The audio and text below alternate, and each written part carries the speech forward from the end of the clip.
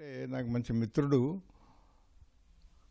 అందశ్రీ మరణించాడని చాలా తెలుసుకొని నేను చాలా చాలా షాక్కి గురయ్యాను.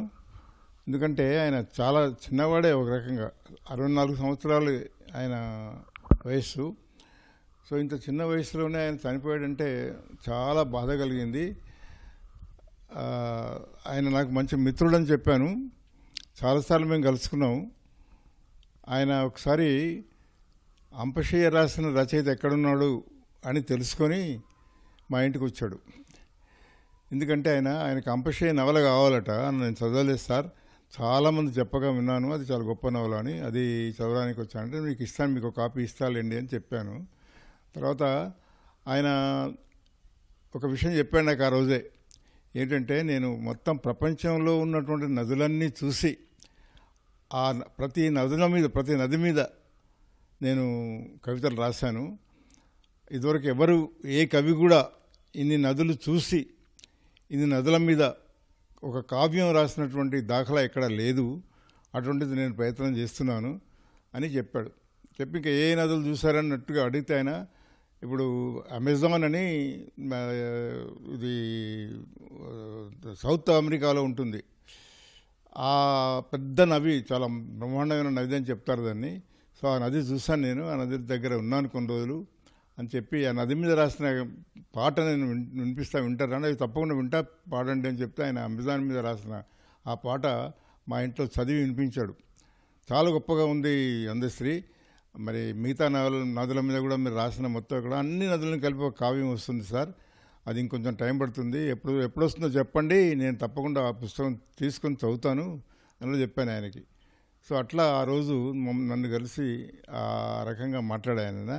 తర్వాత కూడా చాలాసార్లు కలుసుకున్నాం మేము. ఆయన కాకతీయ యూనివర్సిటీ వల్ల ఆయనకి డాక్టరేట్ ఇచ్చారు.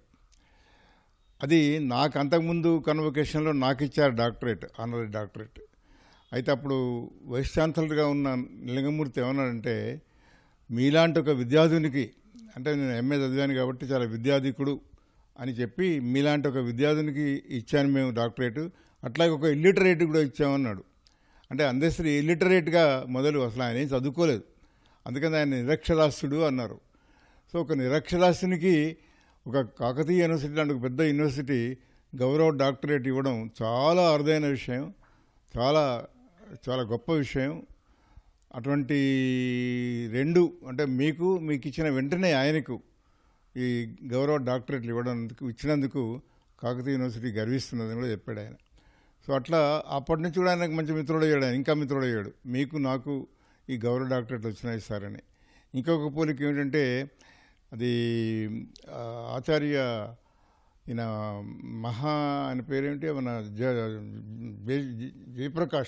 జయప్రకాష్ నారాయణ అని, ఆయనని చాలా గొప్ప వ్యక్తిగా భావిస్తారు. ఆయన పేరు మీద ఇక్కడ విశాఖపట్నంలో మన ఈయన లక్ష్మీప్రసాద్, ఆర్లగడ్డ లక్ష్మీప్రసాద్ అని ఆయన పేరు మీద ఒక అవార్డు ఇస్తాడు ప్రతి సంవత్సరం.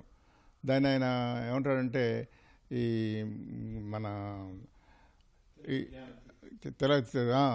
తెలుగు జ్ఞానపీఠ అవార్డు లాంటిది అది. ఎందుకంటే ఆయన 1,00,000 వరకు ఇస్తాడు అవార్డు. సో నాకు వచ్చిన తర్వాత అది కూడా ఆయనకు వచ్చింది.